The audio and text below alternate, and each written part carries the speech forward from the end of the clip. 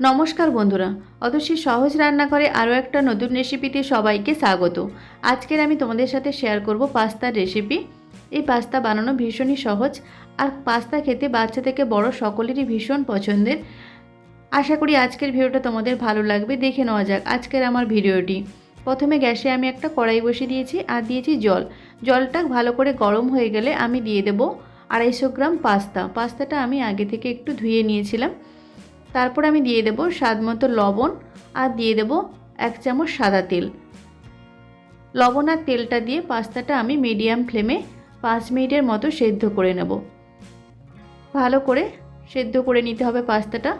5 মিনিটের মতো আমি সেদ্ধ করে তারপর আমি পাস্তাটা নামিয়ে সাথে সাথে ঠান্ডা জলে ধুয়ে নেব। গ্যাসে আমি আবারও একটা কড়াই বসিয়ে দিয়েছি আর দিয়েছি সাদা তেল। এখন আমি দুটো ডিম সামান্য পরিমাণ লবণ দিয়ে খুব ভালো করে আমি ফেটিয়ে নিয়েছিলাম। ডিমটা এখন আমি ভেজে নেব। ডিমটা ভুজিয়া করে নিতে হবে। লো টু মিডিয়াম ফ্লেমে রেখে ডিমটা আমি ভালো করে ভেজে নেব। ডিমটা ভাজা হয়ে গেলে আমি একটা প্লেটে নামিয়ে রেখে দেব। দেখো ডিমটা আমি ভেজে নিয়েছি, এখন আমি একটা প্লেটে নামিয়ে নিয়েছি। ওই কড়াইতে আমি আবারও কিছুটা পরিমাণ সাদা তেল দিয়েছি। তেলটা ভালো করে গরম হয়ে গেলে আমি দুটো মিডিয়াম সাইজের পেঁয়াজ ছোট ছোট টুকরো করে কেটে নিয়েছিলাম। পেঁয়াজটা আমি দিয়ে দেব। তারপর আমি লো টু মিডিয়াম ফ্লেমে রেখে পেঁয়াজটা একটু ভেজে নেব। খুব বেশি একদম লাল করে ভাজার দরকার নেই, হালকা লাল করে ভাজলেই হবে। পেঁয়াজটা আমি ভেজে নিয়েছি। এখন আমি দিয়ে দেব কিছুটা পরিমাণ কোচানো কাঁচা লঙ্কা। তোমরা তোমাদের ঝালটা বুঝে লঙ্কাটা দেবে।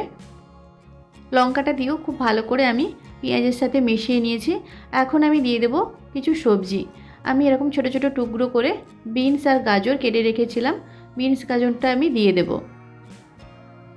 খুব সামান্য পরিমাণ লবণ দিয়ে সবজিগুলো ভেজে নিতে হবে। গ্যাসের ফ্লেমটা আমি মিডিয়াম ফ্লেমে রেখে সবজিগুলো আমি ভেজে নেব।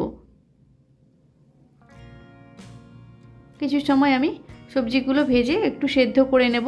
তারপর আমি দিয়ে দেব ক্যাপসিকাম। আমি এখানে একটা গোটা ক্যাপসিকাম ছোট ছোট টুকরো করে কেটে রেখেছিলাম।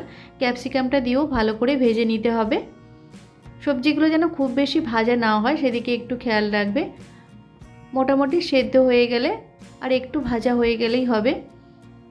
ক্যাপসিকামটা দিয়েও আমি খুব ভালো করে সবজির সাথে ভেজে নিয়েছিলাম। সবজিগুলো ভাজা হয়ে গেলে আমি দিয়ে দেব সেদ্ধ করে রাখা পাস্তাগুলো দিয়েও সবজির সাথে খুব ভালো করে মিশিয়ে নিতে হবে।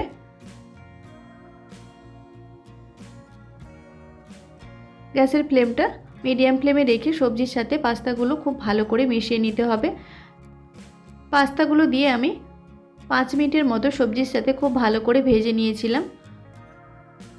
পাস্তাগুলো খুব ভালো করে ভাজা হয়ে গেলে তারপর আমি দিয়ে দেব ভেজে রাখা ডিমগুলো দিয়েও খুব ভালো করে মিশিয়ে নিতে হবে। ডিমটা দিয়ে খুব ভালো করে পাস্তার সাথে মিশিয়ে নিতে হবে। খুব ভালো করে মেশানো হয়ে গেলে আমি উপর থেকে দিয়ে দেব সামান্য পরিমাণ বিট লবণ আর দিয়ে দেব সামান্য পরিমাণ গোলমরিচের গুঁড়ো। খুব সামান্য পরিমাণ একটু বিট লবণ দিয়ে দিলে পাস্তার টেস্টটা খুবই ভালো হয়, আর গোলমরিচের গুঁড়োটা দিলেও খুব ভালো হয় খেতে পাস্তাটা।